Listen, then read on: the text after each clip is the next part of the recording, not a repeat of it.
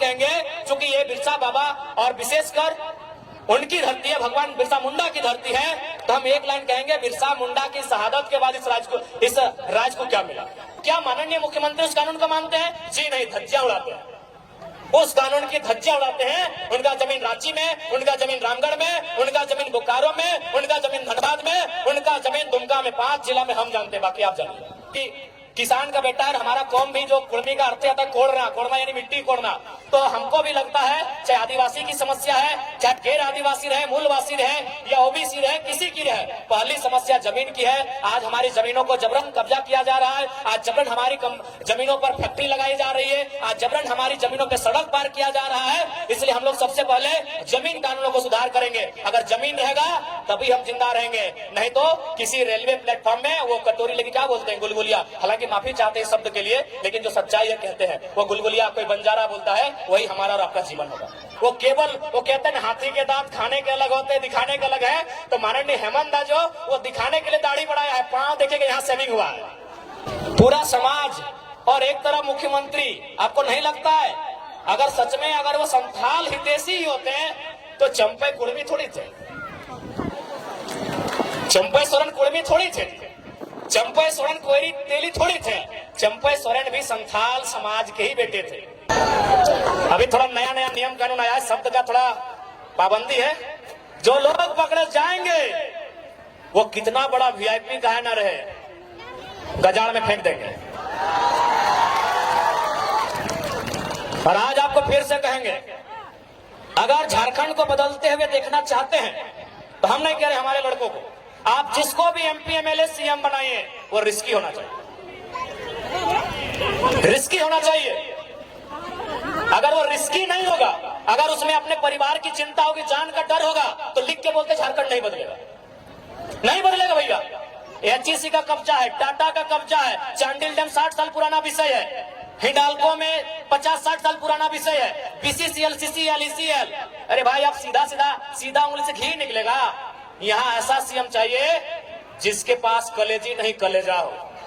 3 महीना बर्दाश्त नहीं कर पाए ये लोग, 4 साल 5 साल, कोई हजारीबाग में चूल पका के आया है, कोई जमशेदपुर में 10 साल अप्रेंटिस का काम करके आया है, कोई धनबाद के कोयला खदानों के अंदर प्रैक्टिस करके आया है, 10 साल तक प्रैक्टिस किया है, और आप 3 महीना बर्दाश्त नहीं कर पाए, तुरंत सीएम का कुर्सी आपको चाहिए। करने का काम करेंगे तो हम हेमंत से भी सवाल करेंगे, अर्जुन मुंडा से भी सवाल करेंगे और सुदेश महतो से भी सवाल करेंगे। आपके साथ अगर अन्याय होगा तो हमदर्दी रहेगी। आपके साथ ईडी ने आपको परेशान किया, हमदर्दी हमने दिखाई कि भाई ईडी खाली विपक्ष के पास ही क्यों है, वो पक्ष वालों के पास क्यों नहीं है, बीजेपी के लोगों के पास क्यों नहीं। बिल्कुल हमने हर बार इंटरव्यू कहा, लेकिन आप आगे दिखाएंगे बड़ा बड़ा दाढ़ी और 5 सेब करके आएंगे तो जनता को तो बताएंगे। देख दीदी सब तो नहीं, इतना जन भारी संख्या में अहिले हाथ जुटाला, बताओ तो यहाँ डॉक्टर नहीं तो नहीं कहेगा, डॉक्टर नहीं ना, मास्टर नहीं कहेगा, इंजीनियर कहेगा, वकील कहेगा, तो तोहनी की भात रंगनी है ना, भात रंगा ना। बताओ झारखंड के बहु बेटी जकर बाप दादा के गर्दन कट के अलग भय गए, जकर बाप दादा के पीठ के चाम छाल के पीटा होती पुलिसियन में, ये सब झारखंडी पुलिस लगो। पहले जब हथोन परदेसिया पुलिस तो हमने के पिटवाइन का चाम छाल डाले मारते मारते, ये बगल में तिरुल्ली हो अजीत महतो, धनंजय महतो के जो गोली चल रहे, 2 16 साल के लड़का जो मर गए, शहीद भाई गए, पता कर ले की कारण लगले, बस कारण हटे हलाए कि ब्लॉक में अपनी धरना दे रहा, यानी सोच ले कि हमने उस समय ब्लॉक में धरना भी नहीं दे सकाला। धरना देना तो कोई अपराध नहीं लगले, ब्लॉक में धरना जो ललाए, लेकिन सही समय सब परदेसिया पुलिस मनमानी दंदना की गोली चले ले, 2 नौतुन की तरह मर गए, अपनी चौका के सामने मूर्ति भी बना ले, देख लेवा ई राज्य के हमार दशा है। तो स्थानीय नीति के मतलब है कि जकर बाप दादा बलिदान दे के इस राज्य के अलग करते। आज अगर घर एक बहु बेटी बताओ, वो मास्टरनी बने के मौका नहीं मिलो, ओकरा वकील बने के मौका नहीं मिलो, और कितना महीना अगर कोई काम भी तोहनी के मिलो, तोहनी की काम मिल तो मैं को देखी सादा लोग अगर हरा पार देख लला, सफेद साड़ी और हरा रंग का पार, तो समझ लीजिए वो मलेरिया फलेरिया की टैबलेट बांटने वाली दीदी है। वो झारखंड की बेटी है, नो डाउट, एकदम 100 या 99% वो लेडीज जो है वो झारखंड की बहू या बेटी है। महीना कितना 4000 5000। एक वो साड़ी का रंग गुलाबी है, अगर गुलाबी साड़ी देख लिया गांव घर में तो समझ लीजिए वो क्या काम कर रही है ना, वो जल सहिया है। यदि आप आसमानी साड़ी देख लिए हैं तो समझ लें कि आंगनबाड़ी की सेविका है। ये काम किसको है? झारखंडी को। और चले जाइए रांची के दफ्तर में, चले जाइए जमशेदपुर के दफ्तर में, जहां एसी चल रहा है, जहां मैडम जी कलम लेकर बैठी हैं, उसका तनख्वाह 60,000 है, उसका तनख्वाह 90,000 है, उसका तनख्वाह 1,20,000 है। और पूछिएगा आप कहाँ के हैं, बोलेगी हम इलाहाबाद के हैं, हम पटना के हैं, हम छपरा के हैं, हम दिल्ली के हैं, हम लखनऊ के हैं। तो हाँ, हम लोग बर्तन मांजने के लिए झारखंड लिए हैं, हम लोग बर्तन मांजने के लिए झारखंड लिए हैं। हमारी बहू बेटी लोग बर्तन मांजेगी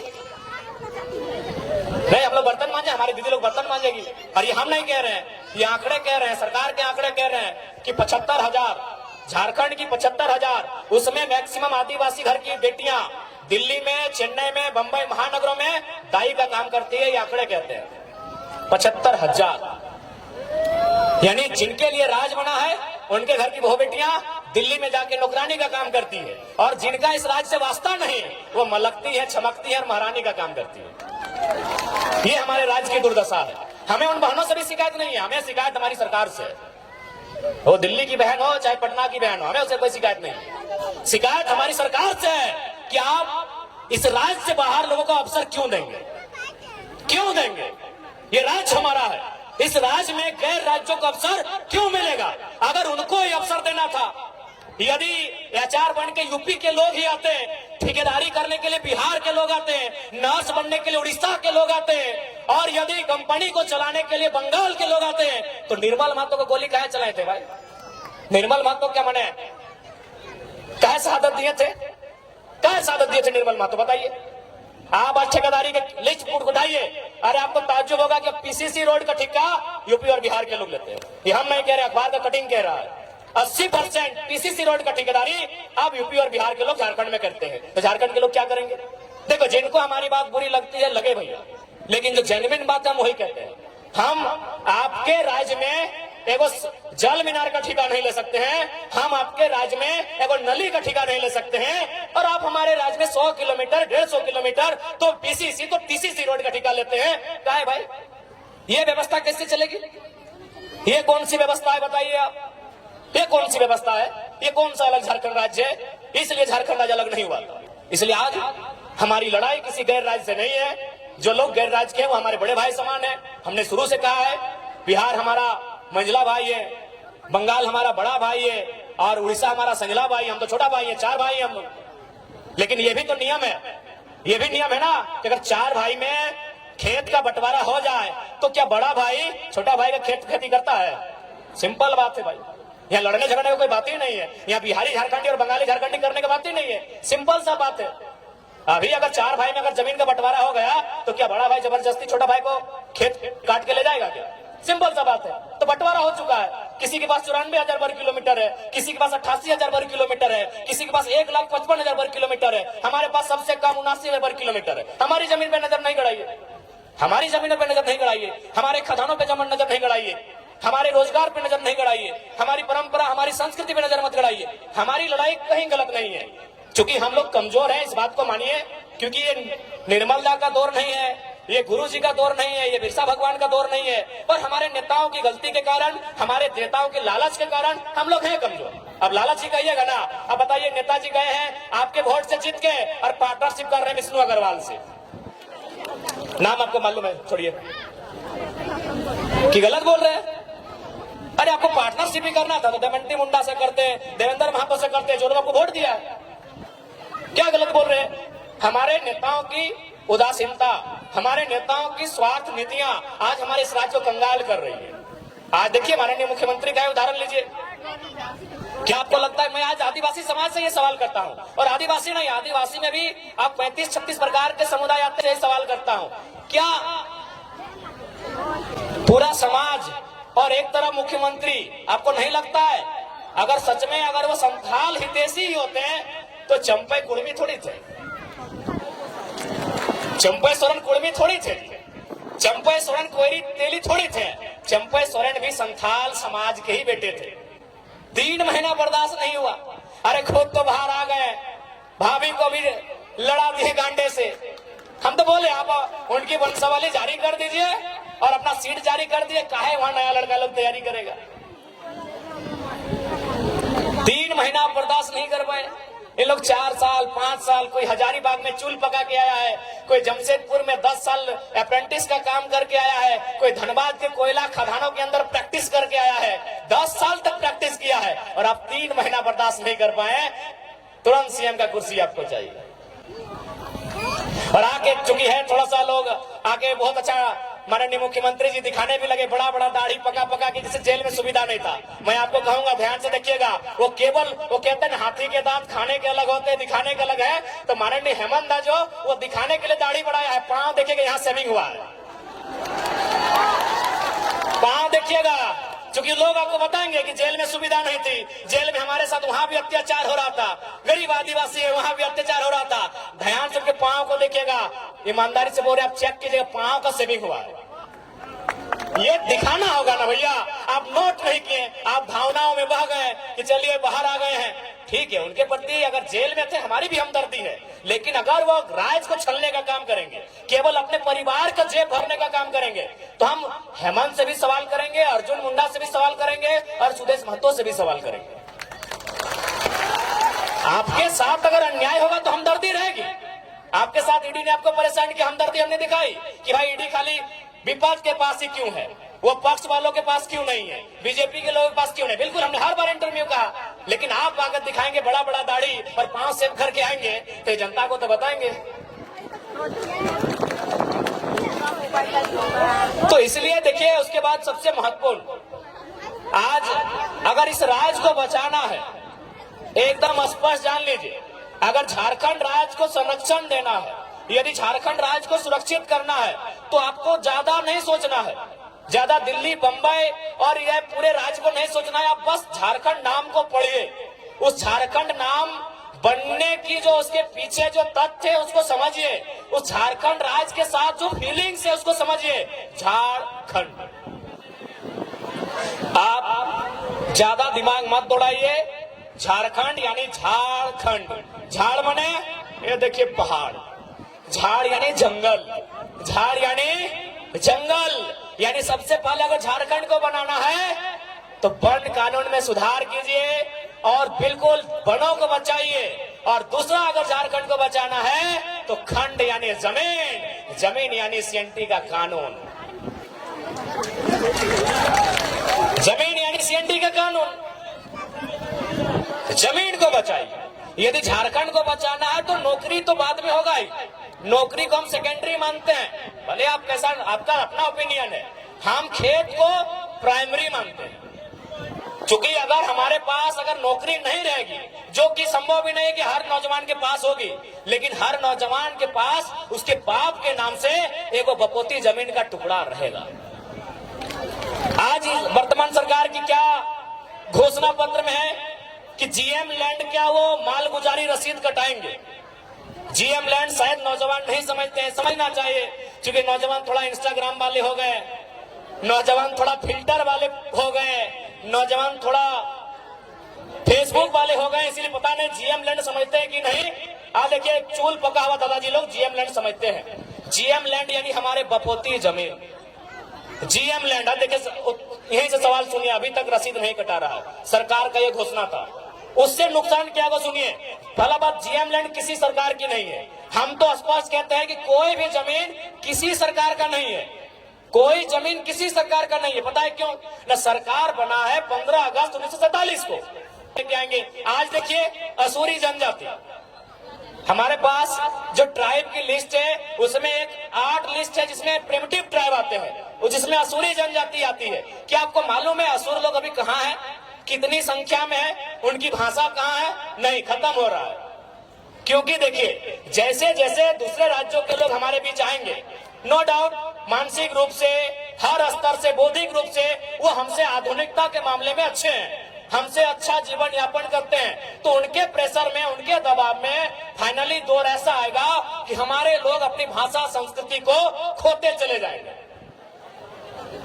हमारे लोग अपनी भाषा संस्कृति, अपनी परंपरा को, अपनी पहचान को खोते चले जाएंगे। इसीलिए यदि झारखंड को बचाना है तो सबसे पहले झारखंड यानी जंगल और दूसरा जमीन। झारखंड में वही लिखा है, झाड़ यानी जंगल और खंड यानी जमीन का टुकड़ा। अगर जमीन के टुकड़े को आप बचा लेते हैं तो झारखंड ऐसे बच जाएगा। काहे की झारखंड की मैक्सिमम जमीनें सीएनटी में आती है, झारखंड की मैक्सिमम जमीनें एसपीटी में आती है। अगर बाय द वे संविधान का दायरा में भी रह के अगर 10% लोग जेपीएससी में चले आते हैं, 10% लोग किसी बहाली में चले आते हैं, तो भैया उनको नौकरी तो भले झारखंड में करेंगे, लेकिन भाड़ेदार बनकर हमारे भाड़े के घर में रहना होगा। समझिए बात को। भले वो कोई सरकारी नौकरी करे, बीडीओ बन के आए, सीओ बन के आए, या डीओ बन के आए, या डीएसपी बन के आए, लेकिन सीएनटी जमीन है। और सीएनटी जमीन यानी आदिवासी का जमीन गैर आदिवासी नहीं खरीदेगा, एससी का जमीन गैर एससी नहीं खरीदेगा, महतो का जमीन गैर महतो नहीं खरीदेगा, जो भी सीएनटी में आते हैं, मुंडा का जमीन गैर मुंडा नहीं खरीदेगा। तो सीएनटी का मतलब ही है कि आपकी जमीन को बचाना। और स्पष्ट कहेंगे, चूंकि ये बिरसा बाबा और विशेषकर उनकी धरती है, भगवान बिरसा मुंडा की धरती है, तो हम एक लाइन कहेंगे, बिरसा मुंडा की शहादत के बाद इस राज को क्या मिला? बिरसा मुंडा, भगवान बिरसा मुंडा की शहादत के बाद इस राज को क्या मिला?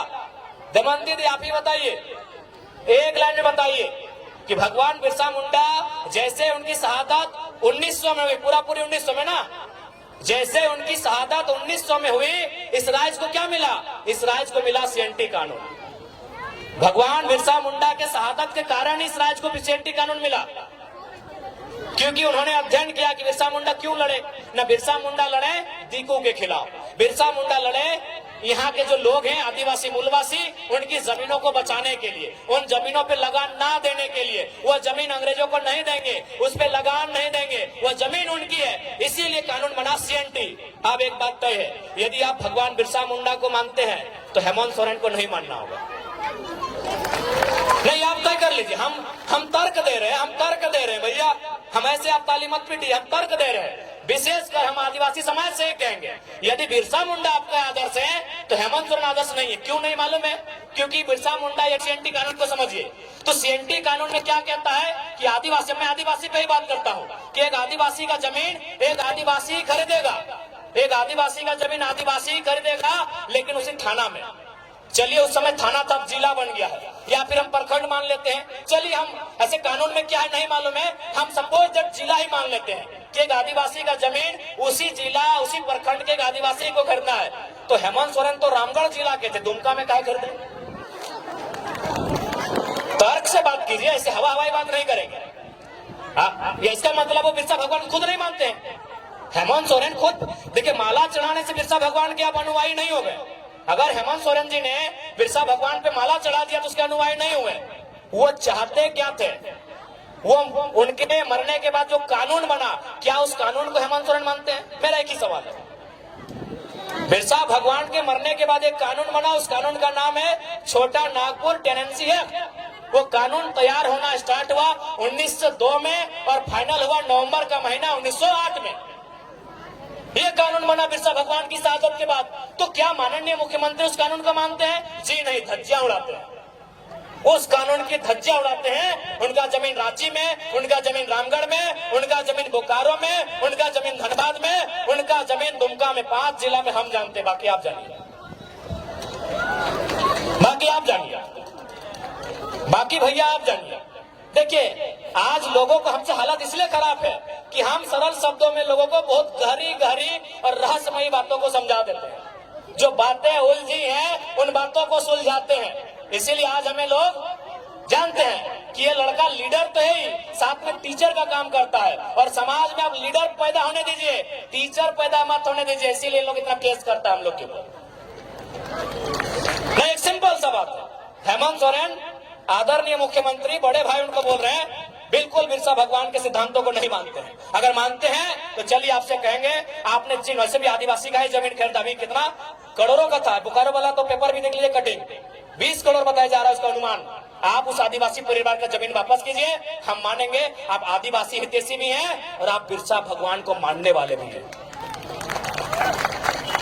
तो इसलिए अगर हम लोग सरकार में आते हैं तो देखिए, मेरा जो दिल कहता है, हम भी चूंकि किसान का बेटा है, हमारा कौम भी जो कुड़मी का अर्थ आता है कोड़ना, कोड़ना यानी मिट्टी कोड़ना, तो हमको भी लगता है, चाहे आदिवासी की समस्या है, चाहे गैर आदिवासी रहे, मूलवासी रहे या ओबीसी रहे, किसी की रहे, पहली समस्या जमीन की है। आज हमारी जमीनों को जबरन कब्जा किया जा रहा है, आज जबरन हमारी जमीनों पर फैक्ट्री लगाई जा रही है, आज जबरन हमारी जमीनों पे सड़क पार किया जा रहा है। इसलिए हम लोग सबसे पहले जमीन कानूनों को सुधार करेंगे। अगर जमीन रहेगा तभी हम जिंदा रहेंगे, नहीं तो किसी रेलवे प्लेटफॉर्म में वो कटोरी लेके क्या बोलते हैं, गुलगुलिया, हालांकि माफी चाहते हैं शब्द के लिए, लेकिन जो सच्चाई है कहते हैं, वो गुलगुलिया कोई बंजारा बोलता है, वही हमारा और आपका जीवन होगा।